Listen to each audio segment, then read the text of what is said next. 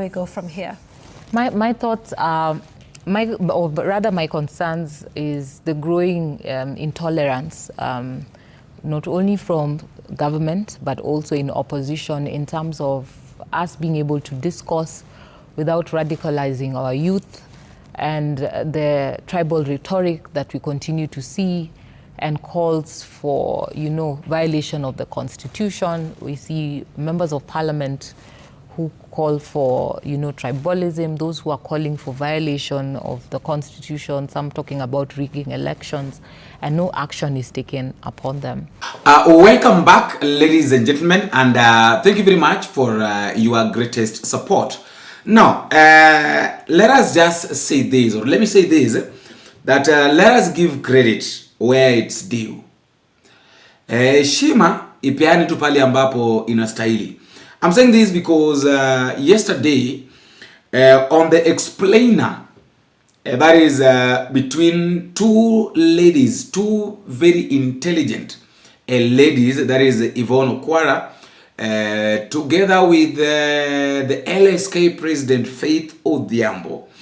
The conversation was very well organized and was very interesting.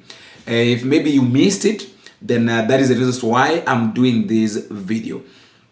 Now, there is something that they were talking about, the issue of rule of law. Of course, we know that any moment we see Faith Odhiambo on the platform speaking, she is speaking on the behalf of Kenyans. And that is why you saw Murkomen the other day trying to question her, trying to say that, oh, she's not supposed to defend Kenyans, when Kenyans have done something wrong, then the action is supposed to be taken. No one deserves to have a lawyer, something like that. But the Law Society of Kenya's president, Faith Odhiambo, insisted that everybody deserves a lawyer. And any moment there is a case in court, until that person is proven guilty, that person needs protection. Now, there are a lot of things that Faith Odhiambo together with Yvonne Okwara talked about. And I will love to play them. I love you to watch the video up to the end. But before that, let me just quickly remind you that if at all we are meeting for the first time, ladies and gentlemen, don't forget to click the subscribe button. You can as well like, you can share, you can drop me a comment in the comment section telling me what you think and where exactly you're watching this video from. If you're within the country, you can tell me which part of the country you're watching from, and if you're outside the country, you can as well tell me which country you're watching this video from. And thank you very much for your support. Maybe you were saying that Bonnie would like to send you a cup of coffee for a good work that you're doing. That is my number. You can as well use that number. And thank you very much, guys. I've received your cup of coffee. I want to mention your name. And now let us just get back into the discussion. And let me start by this statement that was made by Faith. There was this question. I think Yvonne Okwara asked Faith about the issue of the police violation. And this is what Faith said, that our judicial system should have a way of fast tracking some cases. I made suggestions that we start having courts that specialize in dealing with police violations so that those matters can be heard expeditiously. People want to see and feel justice. That is what we want to see and feel. We want to see justice. You know, the problem with the Kenyan cases or courts is that you are taken to court and then you are arrested, and then the case is not our fuatili. They don't even know what is going on what happened. They just judge you quickly. Or mara imefanyika. You see, such kind of things. Another thing, actually I would just like you to watch these videos up to the end, and after watching, you let me know what you think in the comment section. Let's begin with latest events. We thought maybe there was a slowdown in the abductions. We've heard assurances from the state and government, and just when we thought things were over or slowing down, then we saw the abduction of activist and businessman Mwabili Magodi in Tanzania again, and his release about 4 or 5 days later. Well, what's your reaction to this latest incident? So first of all, let me just say thank you to all the advocates for their commitment to working together, and even in the East African region. us coming together in terms of challenges like this. So first of all, it's quite appalling and surprising, and also it reads into a very scary scenario that we're seeing in the region. It's like there's a tacit agreement in terms of the region of what is happening. People can walk in and walk out and pick up individuals, though he says that he was originally picked by the Tanzanian government and later on handed over to the Kenyan government, where he says he went through a more horrifying situation in terms of all his items were taken away when you crossed the border. And he was he got some beating, or would say some sort of torture was meted upon him. And even at a time that as a nation we are hearing calls for, things to calm down and us to reevaluate and look at what's the way forward as a nation and as a country. It's quite sad to see that we're escalating even now across the border, that you're never safe. Wherever you go, it seems like in the region, that we can't be assured of the safety of Kenyans or our neighbors, so to speak. Because today, when you saw the case of Besigye, he's filed a case in Kenya through his advocate, seeking for certain constitutional declarations and compensation from Kenya.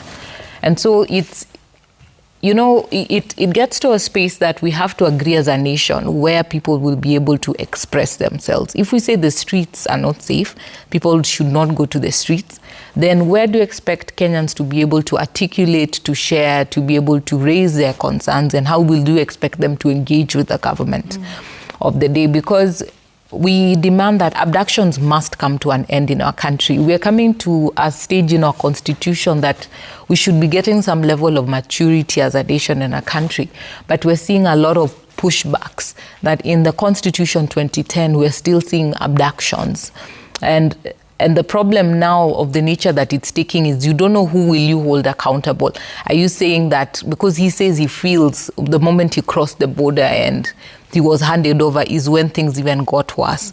And so because even there was no stamping of his passport and eventually everything was taken away, so you cannot say where was he actually. Was he in Tanzania? Was he in Kenya where he got tortured? And how are we moving forward? So as a country, I think there needs to be a lot of rethought and reset in terms of how our government wants to work with its people, because this is unsustainable and it will create a situation where people are like a brewing pot waiting to explode. Because if you confine people and push people to the wall, that there's no way of them expressing, reaching out to you and talking to you, then you're only creating a recipe for disaster. Years of justice. One, how do we hold police accountable for their actions, and what does justice look like for victims, particularly those, who are killed, by police?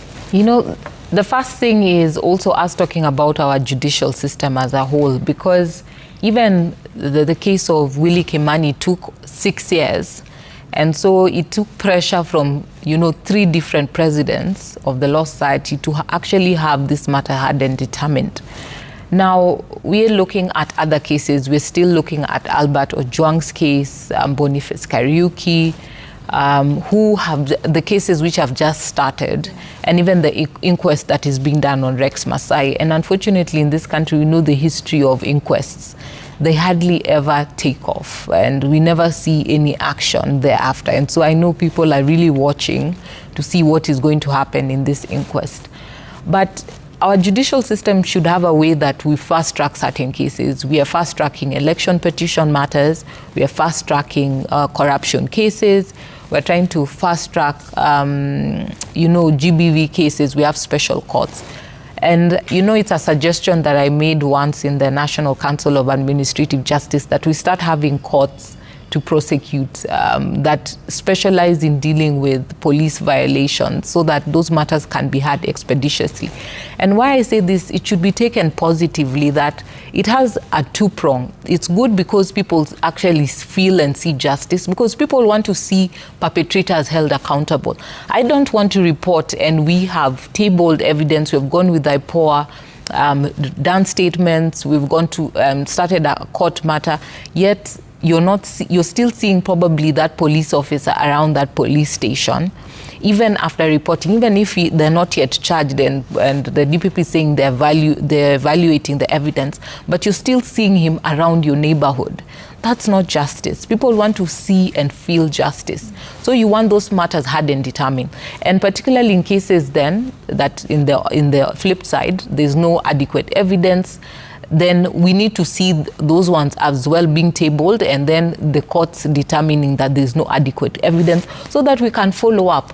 Why is there no adequate evidence? Who should be held accountable? If it's failure to press charges, who are we asking these hard questions? Because people don't want to see that frustration that you keep coming to court, going back, coming to court, going back, and you're not seeing any action. And, sometimes I say, unfortunately, the blame is placed on the judiciary sometimes, because after a matter dragging on for years, then the court finds that there's no adequate evidence. Yeah. But this could have been dealt with if this were held on a day-to-day basis or had expeditiously, so that Kenyans can know where to hold who accountable, instead of waiting for years before we see actually some. We go from here. My thoughts are, my concerns is the growing intolerance, not only from government but also in opposition, in terms of us being able to discuss without radicalizing our youth, and the tribal rhetoric that we continue to see, and calls for, violation of the Constitution. We see members of parliament who call for, tribalism, those who are calling for violation of the Constitution, some talking about rigging elections, and no action is taken upon them. We've seen situations where constitutional bodies are being defunded for purposes of fighting and upholding the rule of law. I think it behoves upon us as a country that we have a rethink. It's a constitution. Whenever there's a crisis, we need to have a constitutional moment to rethink, reset, and rework as a country. Having a peaceful nation is imperative for all actors, not only those in government, but also those in opposition, because you can only thrive and be able to talk to people, be able to convince people about your agenda, if there are actually people to sit and listen to that agenda. And so in terms of the rule of law, I think we need to see more of judicial bravery or courage, so to speak. We need to see a bit more of restraint in terms of those in government and also in opposition, in terms of thinking what is in the best interest of our nation, what is in the best interest of our country. And I would say that for those who hold positions of power, power is transient. And today the law, weaponizing the law may work for you, but tomorrow that same law is going to be weaponized against you. And so it's up to us and up to everyone that we fight to uphold the rule of law. And in terms of where do we go from here, we need to, have that moment as a country and as a nation that we must have a rethink, because 2 years to the election, and I think we are more polarized than, I think, Uganda and Tanzania, that have a closer election date than we do. So to avoid us going down the drain to the 2008 post-election violence, there needs to be a total reworking in terms of how do we approach and deal with matters, in terms of defense of media and them being able to air the truth to the members of the public, because credibility is quite important. And I think the greatest currency our executive is facing, and also National Police Services, lack of credibility and public confidence. And so to restore that, there has to be they have to de-escalate the situations that we're. Why does Madam President seem to rush to conclusion before confirming facts? Take the DanGrief Kinyagi saga. The LSK appeared to blame the government for an alleged abduction, only for it to emerge he went into hiding. They had to recuse themselves from the case. Well, the Law Society has filed several habeas corpus cases, and if history will show you, during our entire tenure, we have saved a lot of lives because of the cases filed by the Law Society of Kenya. And what we normally do, which is standard, is that of course, we cannot reach the victim. And so we ask for the family, because we had gotten several calls seeking for LSK's help. And we normally ensure that the family must come to the Law Society, do statements confirming what happened, and then they share with us information. That's when we file for habeas corpus application. Yeah. And it's normally at the strength of the family members also confirming that they have reported as well to the police, no assistance has been given unto them, is when we can be able to file this matter. So LSK always engages in good faith, which we did, and we filed this matter in court. And even our constant discussions with the family, even to the date that Ndiangui appeared in court, we were still aware that his whereabouts were unknown. And this is not the first time that on the day that the heads of police have been summoned in court, that they magically reappear and they magically are released somewhere. And so for us, we didn't see any issue, because these have happened in several of the cases we've handled. Because even if you take case in hand, the Kitengela 3, in fact, that was one of the cases that I was most shocked, because over a month, they were finally released. And even the Wajir case that we took up after the family came to see the Law Society of Kenya, the courts it took us so long to even get court orders. But later on, when he was released, the MCA recounted the horrifying events that he went through while he was under custody. So LSK does not jump into conclusions. LSK takes evidence and collects statements based on what the family members have shown us, their efforts to try to look for him, and where they've reported all the people they've tried to reach, and they affirm to us that there's no other conclusion. And further as well, the DCA had raided Mr. Ndiangui's home, and there was evidence of even the neighbors who attested to the same, the caretaker who attested to the same. And so the Law Society acted in good faith and tabled, and that's why we went to court. So when supervening evidence came after that, he says that he was, but though he says he's going to testify, so I do not want to preempt what he's going to say. But the Law Society decided to allow him to represent himself. So not that we have yet withdrawn, but we allowed him to represent himself so he can best proffer, now that he has advocates on record who are also representing his family, that can be able now to take over so that he can proffer his case best as an individual. But as officers of the court, the moment we get any information that we think is beneficial, because for us, at the end of the day, is to uphold the rule of law. So whenever the police are right, the Law Society will say the police are right. Here's another one. Because of the prevailing circumstances in the country, what threshold is needed to impeach a president? Well, I think you saw what happened in the deputy president's impeachment process. And you know, the heavy question is, will you have members of parliament? I always say that will be able to impeach that same president, because these are the same members of parliament that a lot of our young members have been saying they want to recall. So in terms of being able to get the numbers, I don't know if they'll be able to collate those numbers to be able to surmount a vote for the president's impeachment. What are your thoughts around this National Assembly? National Assembly? Yes, Parliament in the way they've conducted themselves. I mean, you've talked about perhaps, you know, the possibility of numbers not being raised. But as a lawmaking body, there have been lots of questions about how they have conducted themselves. What's your assessment as the president of the Law Society of Kenya? I feel that in terms of where we've gotten as a country, Parliament plays an important role in terms of the people's representative. And for a situation to get to the extent that we're having people attacking their own parliamentarians, and that there's no connection in terms of them being able to play that representative role in terms of listening to what the electorate are demanding for. When we have members of parliament coming to say that that bill was too big, even I couldn't read it, it was like the Bible, even you can't read the Bible.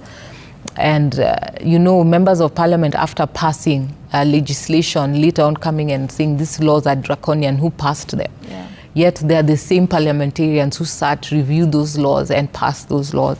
I would say it's unfortunate that then they're not playing their representative role as should be. Because I say by the time a country is getting to a level that citizens are more active on a personal capacity, while it's good for democracy, but it shows that there's a disconnect between their representative and them, because it shouldn't get to a situation where a country is going to a standstill and even the executive cannot communicate to its people because parliament has lacks that legitimacy to be able to connect directly to its people. So in terms of the scorecard, as whether they're playing their representative role or not, I would say that they have failed in that endeavor. When you're lumped together with civil society, human rights groups, many that are critical of government, do you think it poses any challenge to how the LSK is perceived? Well, the government's Cabinet Secretary, who is a member of the Law Society of Kenya, gets the books of accounts of the Law Society and is able to know we survive majorly on members' subscription. And so this kind of analogy of trying to create a negative perception is quite unfortunate. And the government should realize that instead of fighting different entities that work with in the country, there should be some sort of collaboration, because civil society feel a lot of gaps that the government is not able to reach. And instead of looking at holistically, because last year we also saw attacks on the religious communities and the churches with regards to their coming out strongly in their voices. And now it's civil society and then LSK. We don't know who is next that is going to be coupled in that basket. But it comes a time that there needs to be a fundamental shift in terms of looking at what are the concerns that are being raised. Can we focus on the issues and be able to resolve them and see how you work together? Because these institutions work in the country. And of course, they also can only thrive when the country is peaceful. So how do we ensure that you can work with these different entities to be able, the government can do its work, but also civil society play the relevant gap that they are quite imperative to do in the society? Yeah. Ask Faith, on the same note of having rule of law applied on both sides, that's government and opposition, why is she always doing demos siding with protesters and goons while sidelining business people who lose millions of shillings in property? That's Kiprich Soprano. Well, first of all, I want to affirm that the Law Society condemned destruction of property. And our position always remains that we stand with protesters as long as they continue to uphold the rule of law and engage in peaceful protests. What we have seen in the coming weeks is more of anarchy developing, and the reality is it's hard to sift who is a protester and who is a goon. And we have condemned the use of goons, and that's why we continue to ask, why haven't we seen goons being picked out, goons being arrested? We've seen their photos circulating. Some have even been identified. Some have done videos saying they are sorry. And yet none of them have been picked up, none of them have been prosecuted. And so we have condemned the same. And we also want to raise the concern that in terms of those businesses that have been affected, the Law Society greatly sympathizes. And if there's any support we can offer in terms of legal representation, we'll be able to offer the same. Yeah. Let's talk about the question of the use of terror charges on protests. Just really quickly, you issued a very strong statement against this. And in response to that, the Cabinet Secretary, Murkomen, who is a member of the LSK as a practicing advocate, condemned the stand taken by the LSK and by yourself as president. He says you are siding with terrorists and aiding them by seeking what he calls lenient bail terms. Madam President, are you siding with terrorists? First of all, it's not Murkomen to determine if someone is a terrorist or not. It's the law, it's the judiciary to determine and make that verdict. If indeed at the end of the day they'll determine that these people were actually terrorists, if they meet that threshold.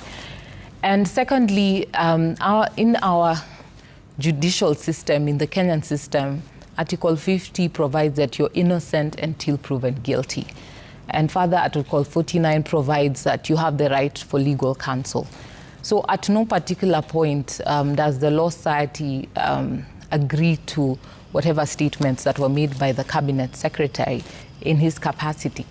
We must be able to remember that the history of our country, we have seen leaders who are now sitting in Oval offices being termed as treasonists, as terrorists, as murderers amongst the heinous crimes in our country, merely because they had a dissenting voice.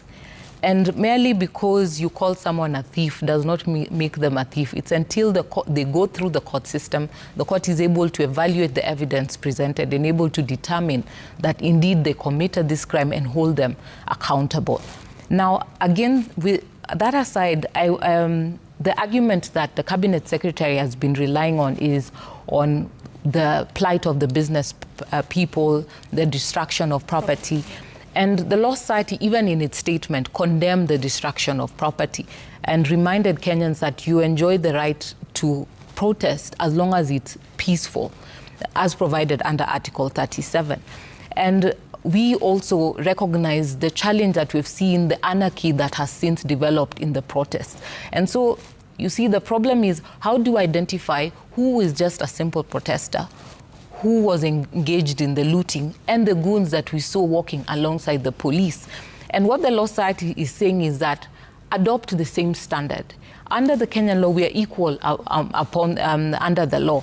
And so we see police walking hand in hand with goons. And the question is, how many police officers have been arrested and questioned with regards to them walking alongside these goons? How many goons have since been arrested? We've seen individuals who are protesters who have been said some were engaging in destruction of property. And I say that if they're found culpable, then they should be held liable under the law as provided. And so it's not for the Law Society to say that we are determining that they should be given lenient bail and bond terms. And a greater worry for me and a concern is that is the aim that they are terrorists and they should be held accountable as terrorists, or is it the question of getting high bail and bond terms to ensure that they are held longer in custody? And so if the onus or if the aim is to ensure that they don't get bail terms, then are they really terrorists? And also a greater concern that I think our government doesn't look at is, on one hand, you're saying that you're inviting people to this country, investor confidence. I saw in news we are looking to have big delegations coming to the country, and yet you're saying in pockets around our country we are carrying various terrorists, young people who are terrorists everywhere, some who are being given free bond or some who are going out on very low bail terms. So you're telling the country and the nation and investors that we have terrorists roaming freely somewhere around our country, and at any point they can strike and cause damage. And as the Law Society, we're raising concern because there needs to be a review of the law, because looking at how they are applying the law in terms of the terrorist charges that are coming against these individuals, if they have destroyed property, if they have burnt down buildings, or there are various laws that you can charge them and hold them accountable, and they'll be liable under the law.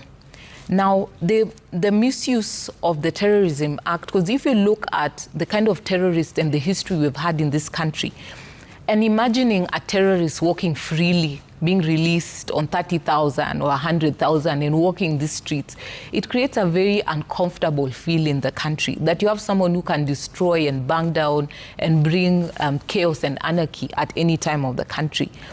And so also something that I say is that during the mandamanos that used to be there before the Gen Zs got to the streets, I think we saw much more destruction of property and a standstill of the nation in terms of the kind of demonstrations we saw.